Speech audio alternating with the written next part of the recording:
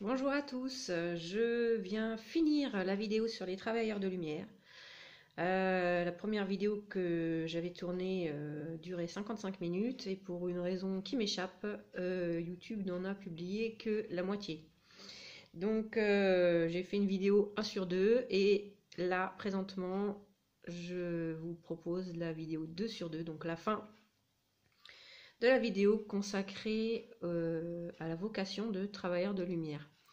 Pour résumer très vite ce qui a été dit dans la première, j'ai dit que certains parcours de vie particulièrement éprouvants émotionnellement pour certains êtres euh, sont des tests pour savoir si on tient la route au niveau de notre rapport au monde et que certaines personnes sont poussées gentiment mais sûrement par la vie dans un chemin et un seul qu'on appelle la vocation et qui jusqu'à quelques siècles encore voyaient ces personnes entrer au couvent ou au monastère pour se rapprocher physiquement d'autres travailleurs de lumière, euh, toutes religions confondues, etc., etc., et qu'aujourd'hui, beaucoup de travailleurs de lumière œuvrent dans le civil,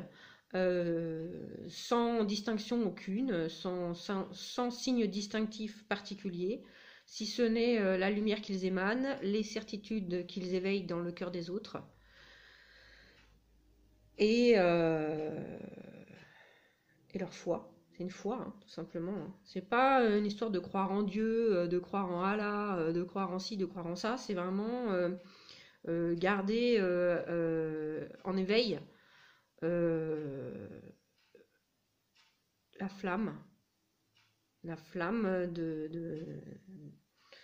de la joie, je dirais, enfin de la vie, de la joie euh, qui brûle en nous et la voir en priorité chez les autres.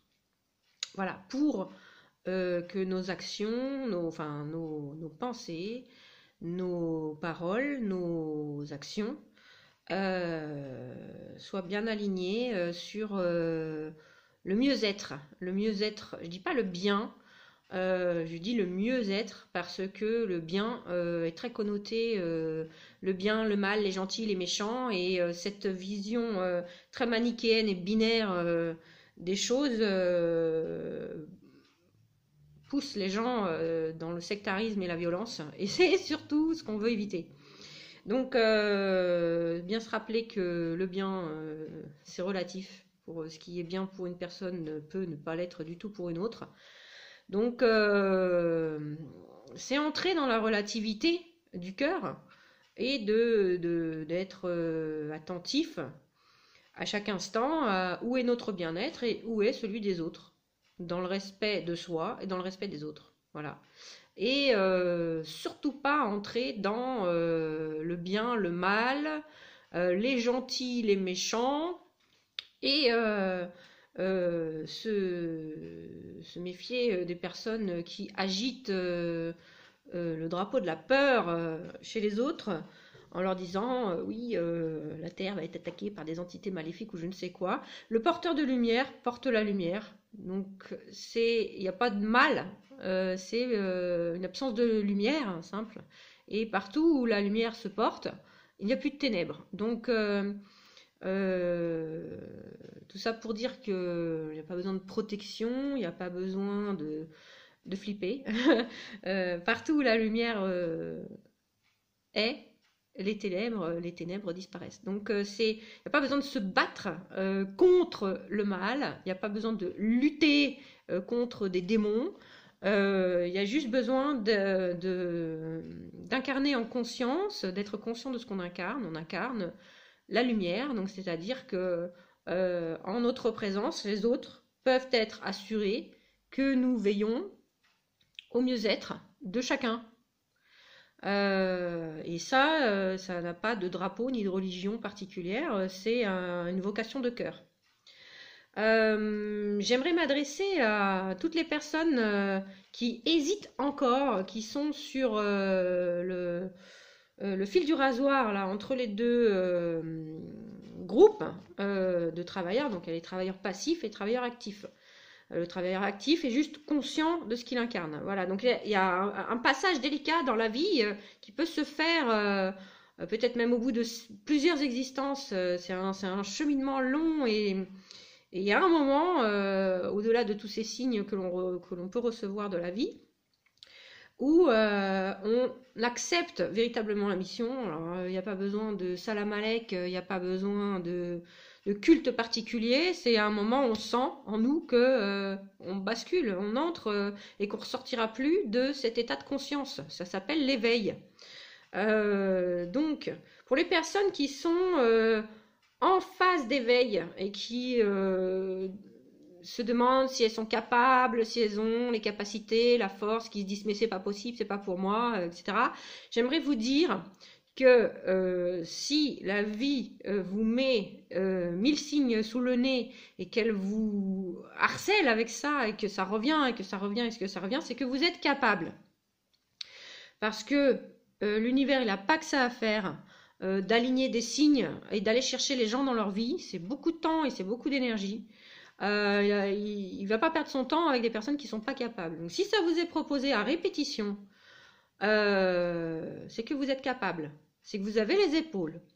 Ne doutez pas de vos forces, ne doutez pas de vos capacités. Et la deuxième chose qu'il faut savoir, c'est que vous recevrez de l'aide. On est comme des travailleurs sur un chantier, on ne nous envoie pas sans le casque et sans les bottes et sans les gants et sans outils. Donc les deux choses qui peuvent peut-être vous aider à signer en bas et à y aller, hein, ça y est, c'est bon, c'est que si ça vous est proposé, c'est que vous êtes capable et vous n'êtes pas tout seul et vous recevrez de l'aide. Donc comment on reçoit de l'aide? Eh bien on n'a qu'à demander. Alors c'est pas une commande à la redoute. Il suffit pas de commander la semaine passée pour obtenir la semaine d'après. Parce que la vie met en place tout ce qu'il faut pour que les outils dont vous avez besoin vous arrivent. Mais c'est dans l'ordre des choses ou dans l'ordre des priorités et des fois ça prend du temps. Voilà, parce qu'on n'est pas tout seul, il y a du monde. Et donc il faut que ce soit vraiment fondé. Et puis bon, plus on travaille bien, enfin bien, plus on est efficace dans notre travail et plus on reçoit, c'est normal. Au début, on peut se retrouver, on n'a pas de pelle pour creuser, on va pas attendre, on n'attend pas, on n'attend jamais dans ce métier-là. On commence à creuser avec ses mains. Et puis le temps que la pelle arrive. Voilà. Alors, comment on fait pour faire ce travail? Donc, on consacre son temps, son énergie à ça. Ça veut dire qu'on arrête de se disperser dans des tâches qui ne concernent pas directement cela. On laisse le reste aux autres. Le boulot d'un travailleur de lumière, il n'y a qu'un travailleur de lumière qui peut le faire. Si vous, en tant que travailleur de lumière, vous vous mettez à faire autre chose qui n'est pas en rapport direct avec la tâche, le travail ne sera pas fait correctement. J'ai vu quelquefois associer travailleur de lumière avec thérapeute. Coach, thérapeute égale travailleur de lumière. Attention, tous les coachs et tous les thérapeutes ne sont pas travailleurs de lumière. Parce qu'on peut avoir des dons d'hypnose, de magnétisme, de massage, sans avoir conscience de ce qu'on incarne. Et tous les travailleurs de lumière ne sont pas forcément coach ou thérapeutes. Il y a beaucoup de travailleurs de lumière qui ne font rien de tout cela, parce qu'ils travaillent la lumière de façon très pure, et que c'est plus par là que ça passe, du tout. Voilà. Donc attention aux raccourcis. Travailleurs de lumière, faites attention aux personnes qui veulent enfermer ça dans des cases bien particulières. Nous incarnons en conscience ce travail-là. On fait attention à ne pas entrer dans ces histoires de bien et de mal. parce que ça c'est très nocif, hein. C'est très manichéen, c'est binaire, on est encore dans la dualité quand on parle en bien et en mal, en gentil et en méchant, et qu'on parle de protection, se protéger des entités du mal ou des démons ou je ne sais quoi. Là, c'est que on n'est pas un travailleur de lumière. Un travailleur de lumière, il parlera jamais en bien et en mal, en gentil ou en méchant. Il considère le parcours de chacun comme un parcours d'apprentissage,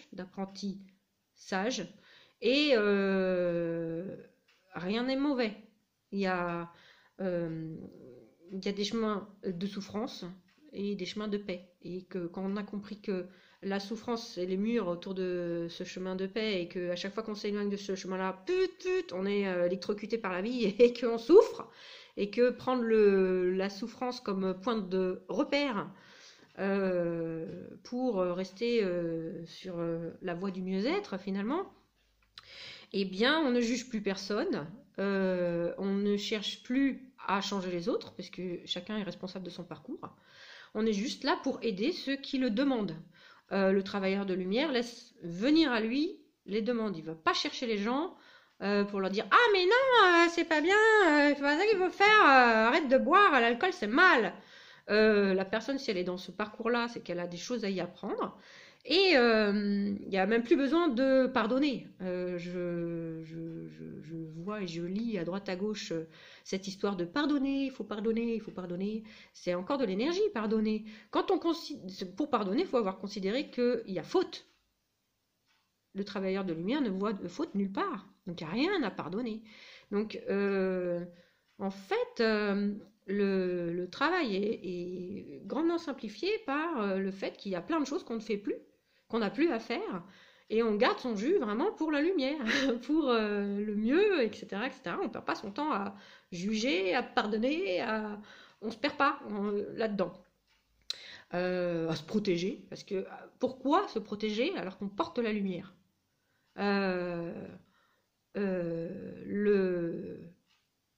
Là où la lumière n'est pas, c'est l'absence de lumière, ce que d'autres appellent le mal, c'est juste une absence de lumière. Et quand nous, on se porte dans ces lieux-là, on y apporte la lumière. Donc les ténèbres disparaissent. Pas besoin de se protéger de quoi que ce soit. L'idée de protection induit le danger et est associée à l'émotion peur. Un travailleur de lumière n'a pas peur. Donc quelqu'un qui vous agite les prières de protection, activez votre coque, mais j'ai vu des choses hallucinantes. Ce sont des gens qui sont encore dans la peur et dans la dualité, le bien, le mal, attention, on va se battre, guerrier de la lumière, on va combattre. Non, c'est pas un combat sinon on n'en sort jamais, quoi. Heureusement qu'on est là pour autre chose. On est là justement pour proposer une troisième voie, puisque effectivement chasser ou nourrir, c'est la même chose. Donc on ne chasse ni ne juge, on ne nourrit pas, on ne chasse pas, on propose autre chose. On propose une voie sans la violence, sans tout ça, juste dans la paix, un chemin de paix, sans souffrance, voilà. Et on travaille à son ouverture surtout, parce que l'idée de protection, de coque ou je ne sais quoi, j'ai vu des choses, c'est une idée de fermeture à l'autre, c'est considérer les autres comme des ennemis, et ça, c'est ultra... c'est pas du tout en accord avec le job de travailleur de lumière. Le travailleur de lumière, il voit pas des pervers narcissiques ou je ne sais quoi, chez les uns et chez les autres. Il voit des gens qui sont en souffrance, eux aussi, et qui sont tellement dans une telle souffrance qu'évidemment ils font souffrir autour d'eux. Mais en aucun cas on les juge mauvais ou pervers, ou on dit qu'on devrait les enfermer ou voire les tuer. On travaille à l'ouverture, à l'accueil justement de ces parcours de vie-là, et si ces parcours de vie-là demandent de l'aide, et qu'on est disponible, parce qu'on n'est pas toujours, c'est énormément d'énergie d'aller œuvrer dans ces champs vibratoires-là, on appelle ça le bas astral, faut y aller, quoi. Donc on choisit ces combats. Alors, attention, je ne parle pas de combat de boxe sur un ring. La différence entre le soldat et le guerrier, c'est que le soldat, on l'envoie au front, on lui demande pas son avis, il choisit pas ses combats. Et le guerrier, il choisit ses combats. Il s'engage pas partout. Et c'est un métier où on dit non, beaucoup. C'est ça, c'est difficile. C'est qu'on a cet élan de oui, et c'est un métier où on dit non. beaucoup. On dit non à soi-même, déjà pour pas se perdre, pour pas aller dans tous ces terrains-là. Alors, les lieux très lourds, très chargés, très durs pour nous, eh bien, on n'y va pas tout le temps. Il y a des moments où on a l'énergie, où on sait que c'est là qu'on doit œuvrer, on y va. Et puis, bah, le reste du temps, on ascensionne et on travaille dans des fréquences beaucoup plus light parce que notre être est éthéré et que le travailleur de lumière, c'est une erreur de débutant de traîner partout et de vouloir apporter sa lumière à tout le monde n'importe comment, et puis on s'épuise, on se crève. Et à un moment, on se dit, ben non, c'est pas être sans pitié, mais c'est dire, ben, ce combat-là, je sais, j'ai vu, mais j'ai pas le jus, j'ai pas le temps, j'ai pas les moyens, j'ai pas, donc non. Donc certains travailleurs de lumière sont assez frustrés parce qu'ils veulent aider tout le monde et ils veulent aller bosser partout. Et non, parce qu'en fait, c'est pas qu'ils sont pas capables de le faire, c'est que ils sont réservés pour une lumière encore plus pure. Donc, travaillez à la bonne hauteur pour vous. En fait, c'est simple, c'est la hauteur où vous ne souffrez pas. C'est la hauteur où vous êtes bien, où vous savez que vous œuvrez pour le mieux-être, pour votre mieux-être, pour le mieux-être de votre entourage, et donc le mieux-être de l'humanité. Et à partir du moment où vous commencez à frotter les bords, où ça commence à être dur, c'est que vous n'êtes pas à votre place, et qu'il faut remonter. Vous saurez ça, c'est vraiment... écoutez votre cœur, quels sont mes besoins, de quoi ai-je besoin maintenant? Ça, c'est une question que tout le monde, pas seulement les travailleurs de lumière, mais tout le monde devrait se poser plusieurs fois par jour. De quoi ai-je besoin maintenant? Ça peut être j'ai besoin de manger, j'ai besoin de boire, j'ai besoin de me reposer. Et ça peut être j'ai besoin de méditer, j'ai besoin d'être seule, j'ai besoin d'appeler quelqu'un au téléphone, j'ai besoin... Voilà. Donc votre question principale, c'est de quoi ai-je besoin maintenant? Et faites passer vos besoins en priorité. C'est pas de l'égoïsme, c'est de la charité bien ordonnée. Si vous voulez aider les autres, vous devez être en forme, vous devez être en paix, et ça sert à rien de vouloir répondre aux besoins des autres si vous ne savez pas répondre aux vôtres en premier.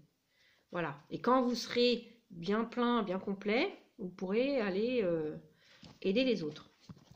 Quand vous êtes dans le doute, que vous ne savez pas trop, demandez à votre âme. Votre âme a les réponses, et si elle ne les a pas, elle va aller chercher ailleurs dans la communauté, plus ou moins loin, hein, les réponses. Ça peut être demander où sont vos clés, hein. Vraiment des choses très très simples. Je vous donne pas, je vais pas raconter ma vie, je vais pas vous donner 15 000 exemples. Est-ce qu'on peut en parler? Alors ma réponse est oui, on peut en parler. Si vous sentez le besoin d'en parler, si vous sentez que votre entourage a besoin que vous en parliez, faites-le. Vous pouvez aussi ne pas en parler. C'est de toute façon aujourd'hui les travailleurs de lumière se reconnaissent instantanément. C'est simple, ce sont des gens qu'on n'oublie jamais. Ce sont des gens, enfin, quand je parle des travailleurs que vous connaissez, ce sont des gens auxquels vous pensez peut-être tous les jours, même des gens qui sont loin, vous n'avez pas vu depuis longtemps, ou des gens à qui vous pensez toutes les semaines, ou régulièrement. Ces gens-là peuvent être travailleurs de lumière, ou être sur la voie. Des fois, c'est dur aussi parce qu'on en pressent certains, et puis on les voit s'éloigner, on dit bon, faut qu'il fasse son tour du monde, et puis il va revenir.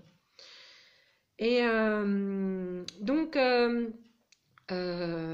pour moi, il est important qu'il n'y ait pas de signe distinctif de travailleur de lumière, pas d'un signe, de costume particulier, de drapeau, pour que ça, c'est vraiment garant d'une indépendance absolue. C'est hors, il n'y a aucune religion, il n'y a aucun culte particulier.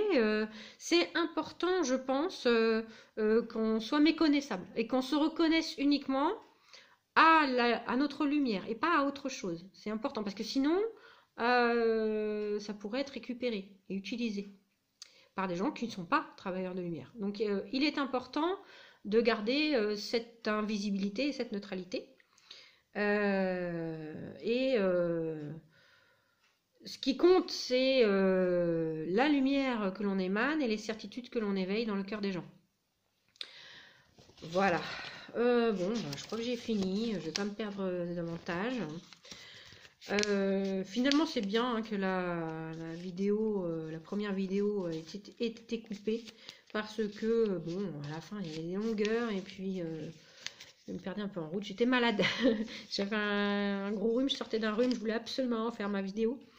Et bon, moi, je suis contente de la finir comme ça.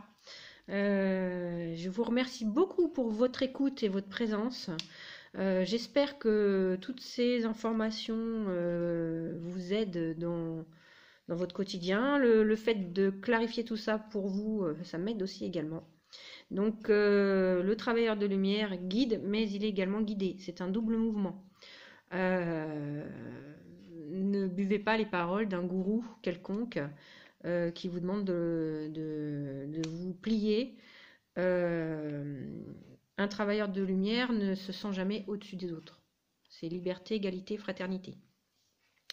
Donc, repérez-les bien. Si vous en êtes... Bon, de toute façon, si vous avez regardé jusque-là, excusez-moi, mais vous en faites partie. De toute façon, nous en faisons tous partie. Il y a les conscients, ceux qui ne sont pas conscients. Il y a ceux qui sont en train de prendre conscience. À vous de vous situer, hein. Ça coûte rien, c'est pas dangereux, ça s'attrape pas, ça fait pas de mal. Et ben voilà, si on est nombreux à se reconnaître dans ces profils-là et qu'on sait se tenir la main ensemble à distance, hein, eh bien on pourra, quand on sera bien nombreux, bien forts, bien renforcés, et bien connectés à la Terre, puisque c'est un être à part entière également, et que nous sommes un être aussi, enfin nous sommes tous avec la Terre un être, et si on met tous l'énergie là-dedans, et bien à un moment la Terre entière et sa population pourra basculer vers autre chose, pourra ascensionner vers autre chose, et c'est pas si difficile que ça. En fait, ne vous laissez pas illusionner par les horreurs du monde, portez votre attention, votre regard sur la lumière, laissez ceux qui parcourent ces voies de souffrance-là dans leur chemin de souffrance. Quand vous pouvez aider, si vous ne le sentez pas, vous ne le sentez pas, vous ne devez rien. Vous n'êtes pas là pour vous sacrifier, vous n'êtes pas là pour souffrir pour les autres. Soyez bien dans votre parcours de vie, c'est le meilleur cadeau que vous puissiez faire à vous-même et aux autres. Et plus on sera nombreux à le faire sans culpabiliser, sans se flageller ou sans avoir de scrupules à être heureux, à être bien, ben plus on sera nombreux, et ben plus on tirera le tout vers le haut. Tirez-vous d'abord vous vers le haut. Voilà, je vous souhaite une excellente journée. Je remercie chaudement les personnes qui se sont abonnées à ma chaîne parce que c'est vraiment courageux de me suivre. Et je vous dis à bientôt.